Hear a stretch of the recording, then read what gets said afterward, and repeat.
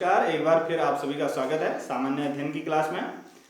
इसमें हमने पिछली क्लासेस में सौरमंडल का अध्ययन किया था और सोलर सिस्टम के अंतर्गत हमने ग्रहों का अध्ययन किया था।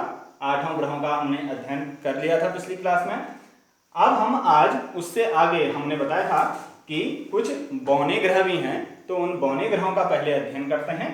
तो उसमें सबसे पहले आता है यम, कुबेर या जिसको कहते हैं प्लूटो। ये आपको यहाँ पर दिखाया गया है यम, इसी को प्लूटो कहते हैं। इसकी बात करते हैं तो खोज 1930 ईस्वी में क्लाइड टॉम्बैक ने की। जो कुबेर की खोज है या फिर हम कहें प्लूटो की खोज है, वह 1930 में क्लाइड टॉम्बैक ने की तथा इसे सौरमंडल का 9वां एवं सबसे छोटा ग्रह माना। इसकी खोज की 1930 में प्लूटो की और इसको सौरमंडल का सबसे छोटा ग्रह और 9वां ग्रह माना गया। परंतु 24 अगस्त 2006 में चेक गणराज्य के प्राग में एक सम्मेलन हुआ। 2006 में 24 अगस्त को चेक गणराज्य के प्राग में एक सम्मेलन हुआ वैज्ञानिकों का, और उन वैज्ञानिकों ने इसे ग्रह की श्रेणी से बाहर निकाल दिया। इससे जो ग्रह का दर्जा है वह छीन लिया। 1930 में इसकी खोज हुई प्लूटो की और इसे 9वां ग्रह और सबसे छोटा ग्रह माना गया। परंतु 2006 में वैज्ञानिकों का एक सम्मेलन हुआ चेक गणराज्य के प्राग में, और उन्होंने प्लूटो को ग्रह के दर्जे से बाहर निकाल दिया, बाहर कर दिया। वैज्ञानिकों ने ग्रहों की नई परिभाषा दी। फिर वैज्ञानिकों ने ग्रहों की नई परिभाषा दी। उनके अनुसार ऐसा ठोस पिंड जो अपना गुरुत्व करने लायक विशाल हो, अपना गुरुत्व करने लायक विशाल होना चाहिए, गोलाकार होना चाहिए और सूर्य का चक्कर लगाने वाला होना चाहिए, उसे ही ग्रह कहेंगे। ऐसा वैज्ञानिकों ने ग्रह की नई परिभाषा दी। प्लूटो के साथ यह समस्या थी। यह परिभाषा देने के बाद प्लूटो में यह समस्या देखी गई कि इसकी कक्षा वरुण या नेपच्यून, ये वरुण या नेपच्यून है, तो इसकी कक्षा वरुण या नेपच्यून की कक्षा से ओवरलैप करती थी। तो जब ग्रहों की परिभाषा आई तो उसमें एक चीज यह भी कहा गया था कि कोई भी ग्रह दूसरे ग्रह की कक्षा को ओवरलैप नहीं करेगा। किसी भी ग्रह की जो कक्षा है वह दूसरे ग्रह की कक्षा को ओवरलैप नहीं करना चाहिए, उसे ही हम ग्रहों की श्रेणी में रखेंगे। परंतु प्लूटो ऐसा था जो वरुण की कक्षा में ओवरलैप होता था। ये प्लूटो की कक्षा वरुण की कक्षा में ओवरलैप होती थी, इसलिए इसे ग्रहों की श्रेणी से बाहर कर दिया गया और दूसरा काफी छोटा भी है। इस प्रकार प्लूटो, सीरस, सैरॉन और ईरस, प्लूटो, सीरस, सैरॉन और ईरस, इन चारों को बौने ग्रह का दर्जा दे दिया गया कि यह ग्रह नहीं होकर के बौने ग्रह के नाम से जाने जाएंगे। तो इस प्रकार से यह प्लूटो और अन्य बौने ग्रहों की बात हुई। अब हम देखते हैं क्षुद्र ग्रह या अवांतर ग्रह। क्षुद्र ग्रह उन्हीं को अवांतर ग्रह भी कहते हैं। हमने पहले भी जब सौरमंडल का अध्ययन आपको बताया था, इस चित्र में दिखाया था, तो तब कहा था कि हम क्षुद्र ग्रहों का भी बाद में अध्ययन करेंगे। तो यह क्षुद्र ग्रह क्या होते हैं उनका अब हम अध्ययन करते हैं। यह मंगल और बृहस्पति ग्रह के मध्य क्षेत्र में सूर्य की परिक्रमा करने वाले छोटे बड़े आकार के पिंड हैं। कौन कौन से ग्रहों के बीच? मंगल ग्रह और बृहस्पति ग्रह के बीच। यह प्रश्न कई बार पूछा जाता है कि जो क्षुद्र ग्रह हैं वह किन दो ग्रहों के बीच में होते हैं? तो मंगल और बृहस्पति, मार्स और जुपिटर के बीच में क्षुद्र ग्रह होते हैं। और यह छोटे बड़े पिंड हैं जो सूर्य की परिक्रमा करते हैं, ग्रहों की तरह ही यह भी परिक्रमा करते हैं। इनकी अनुमानित संख्या लगभग 40,000 बताई जाती है। क्षुद्र ग्रह घेरा, जिसे एस्टेरॉयड बेल्ट भी कहते हैं, यह इस जो कक्षा है उस कक्षा में यह चक्कर लगाएंगे, तो इनकी जो चक्कर लगाने की कक्षा है उसी को क्षुद्र ग्रह घेरा कहते हैं, क्षुद्र ग्रहों का घेरा। इनकी उत्पत्ति ग्रहों के विस्फोट के फलस्वरूप टूटे हुए खंडों से हुई है, ऐसा माना जाता है। जो ये क्षुद्र ग्रह हैं इनकी उत्पत्ति अन्य ग्रहों के विस्फोट से जो टूटकर छोटे छोटे खंड बने उन्हीं से इनका निर्माण हुआ है, ऐसा माना जाता है। तो इसमें सबसे प्रमुख बात यह है कि कि क्षुद्र ग्रह किन दो ग्रहों के बीच में होते हैं, ऐसा प्रश्न आता है तो मंगल और बृहस्पति के बीच में होते हैं। अब हम बात करते हैं उपग्रहों की। ग्रहों के साथ साथ हमने अध्ययन किया था कि सभी ग्रहों के उपग्रह होते हैं, उनकी संख्या भी हमने बताई थी कि कौन से ग्रह के कितने उपग्रह हैं। दो ऐसे ग्रह बताए थे जिनके कोई उपग्रह नहीं है, बुध और शुक्र, बाकी सभी के उपग्रह होते हैं। तो ये उपग्रह होते क्या हैं वह देखते हैं।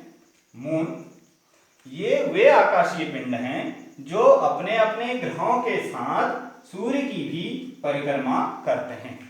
यह उपग्रह जो हैं वह ऐसे आकाशीय पिंड हैं जो अपने अपने ग्रहों की परिक्रमा तो करते हैं, साथ में सूर्य की परिक्रमा भी करते हैं। जैसे पृथ्वी का उपग्रह है चंद्रमा, वह पृथ्वी की परिक्रमा तो करता है, साथ में क्या होगा, पृथ्वी सूर्य की परिक्रमा करता है, और चंद्रमा पृथ्वी की, तो साथ साथ में वह भी सूर्य की परिक्रमा कर लेगा। तो इस प्रकार से जो ग्रह होते हैं, उपग्रह होते हैं, वह ग्रहों के साथ साथ अपने ग्रहों के साथ साथ सूर्य की भी परिक्रमा करते हैं। सूर्य के प्रकाश से ही प्रकाशित होते हैं। उपग्रह भी सूर्य के प्रकाश से ही प्रकाशित होते हैं। जिस प्रकार से ग्रह सूर्य के प्रकाश से प्रकाशित होते हैं, उनमें अपना प्रकाश नहीं होता, उसी प्रकार उपग्रह भी सूर्य के प्रकाश से ही प्रकाशित होते हैं। पृथ्वी का एकमात्र उपग्रह है चंद्रमा। हमने पहले भी बताया है कि पृथ्वी का एक उपग्रह है जिसका नाम चंद्रमा। तो अब चंद्रमा के विषय में अध्ययन करते हैं। पृथ्वी से माध्य दूरी, पृथ्वी से जो औसत दूरी है या माध्य दूरी है चंद्रमा की, वह है 3,84,365 किलोमीटर। यह कम ज्यादा भी होती है लेकिन औसत दूरी इतनी है।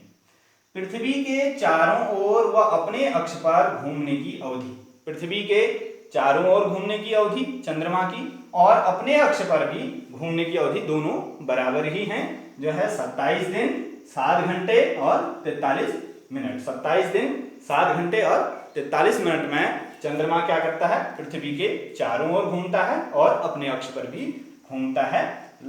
लगभग 28 दिन मान सकते हैं। व्यास की बात करें तो चंद्रमा का व्यास है 3,476 किलोमीटर। उच्चतम पर्वत, चंद्रमा का सबसे ऊंचा पर्वत कौन सा है, तो उसका नाम है लीबनिट्ज पर्वत, जो चंद्रमा के दक्षिणी ध्रुव पर है। यह चंद्रमा है तो उसके दक्षिणी ध्रुव पर कहीं यह पर्वत है लीबनिट्ज पर्वत। और इसकी ऊंचाई की बात करें तो 35,000 फीट यह ऊंचा है। चंद्रमा का सबसे ऊंचा पर्वत लीबनिट्ज पर्वत, जो चंद्रमा के दक्षिणी ध्रुव में है, जिसकी ऊंचाई 35,000 फीट लगभग है। अब कुछ शब्द आते हैं, उनको हम देखते हैं। जैसे कि सुपरमून, सुपरमून आपने सुना होगा कई बार। यह सुपरमून होता क्या है, वह स्थिति जब चंद्रमा पृथ्वी के सबसे निकट होती है। चंद्रमा पृथ्वी के जब सबसे निकट होता है तो उस स्थिति को सुपरमून कहा जाता है, या फिर इसी को पेरिजी फुल मून भी कहा जाता है। पेरिजी फुल मून या सुपरमून, जब चंद्रमा पृथ्वी के सबसे निकट होता है। अगला है ब्लू मून।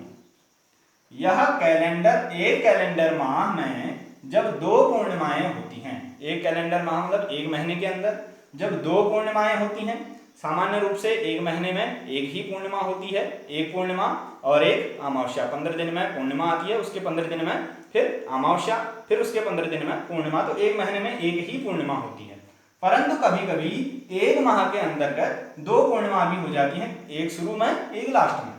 तो दूसरी पूर्णिमा का चांद, तो जब दूसरी पूर्णिमा का चांद होता है उसे ब्लू मून कहते हैं। इसका ब्लू कलर से कोई संबंध नहीं है।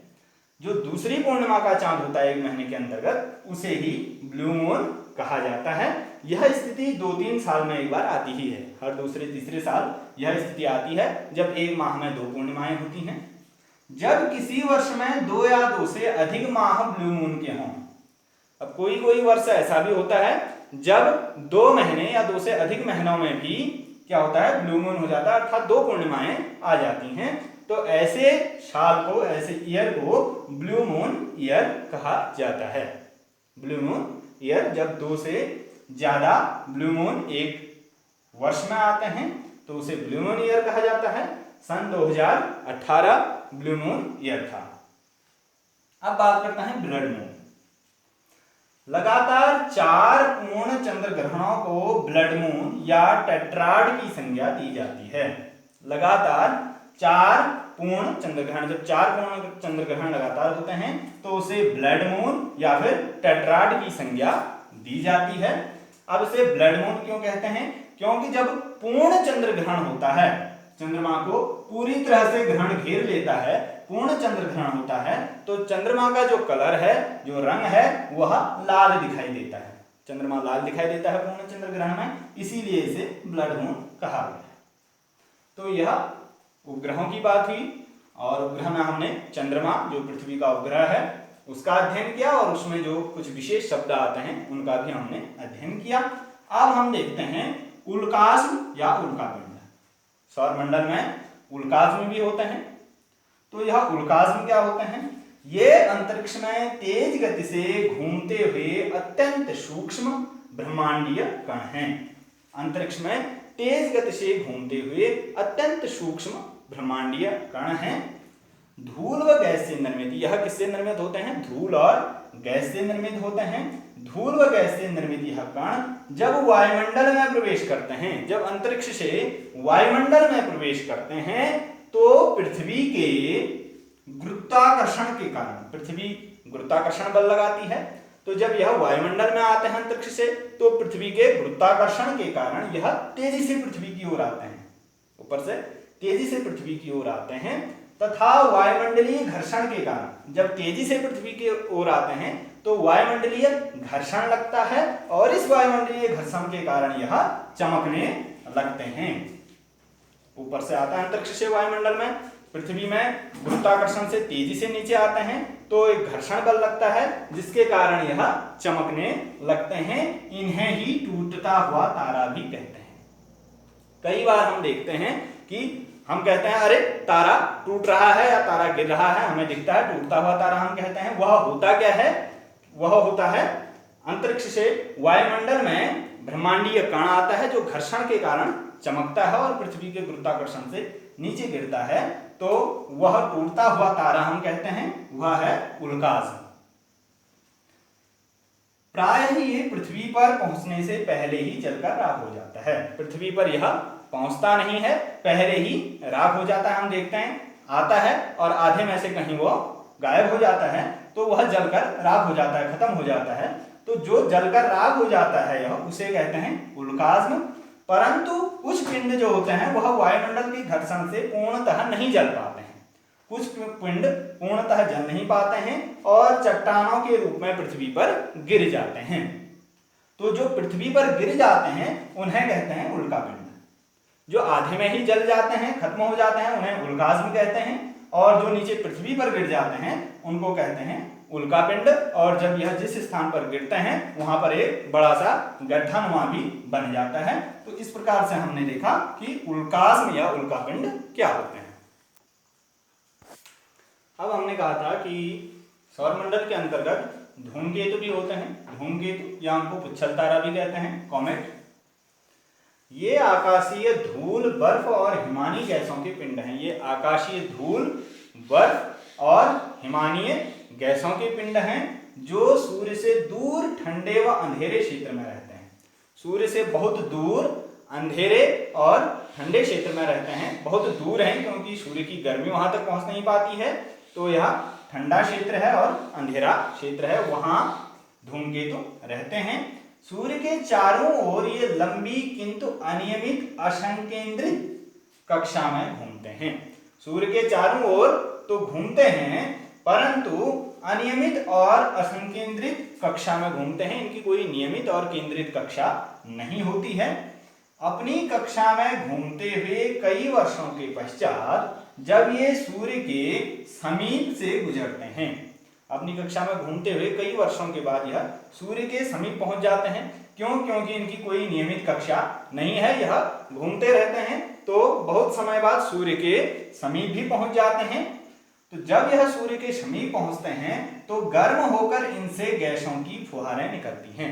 यह जब पिंड सूर्य के करीब पहुंचते हैं तो गर्म होते हैं, तो इनसे गैसों की एक फुहार निकलती है जो एक लंबी चमकती पूंछ के समान प्रतीत होती है। जब वह गैसों की फुहार निकलेगी तो वह लंबी चमकती पूंछ के समान प्रतीत होती है, इसीलिए इसे पुच्छल तारा भी कहते हैं, अर्थात पूंछ वाला तारा ऐसा कहा जाता है।